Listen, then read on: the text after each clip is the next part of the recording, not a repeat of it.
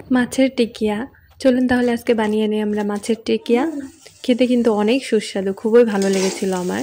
মাংসের যে টিকিয়াটা হয় তার থেকে কিন্তু কোনো অংশে কম ছিল না এটা।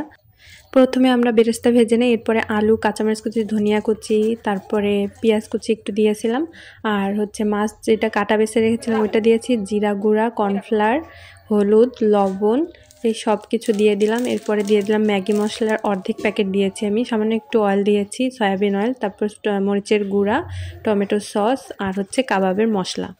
এরপরে দিয়ে দিব লেবু, অবশ্যই লেবু দিবেন। তারপর দিতে হবে ব্রেড ক্রামস না থাকলেও সমস্যা নেই, কর্নফ্লাওয়ারটা একটু বেশি করে দেওয়ার চেষ্টা করবেন। এরপরে আমি টিকিয়াগুলো শেপ দিয়ে নিচ্ছি, আপনারা আপনাদের মন মতো শেপ দিয়ে নিতে পারেন, কিন্তু অবশ্যই হাতে তেল ব্রাশ করে নিতে হবে, নয়তো একদম ভালো হবে না টিকিয়াগুলো বানানো, হাতে আটকে আটকে যাবে।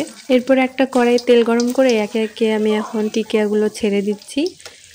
এটাকে কিন্তু অবশ্যই হালকা মিডিয়াম আঁচে ভাজতে হবে, খুব জোরে তাপ বাড়িয়ে ভাজা যাবে না, তাহলে কিন্তু পুড়ে যাবে।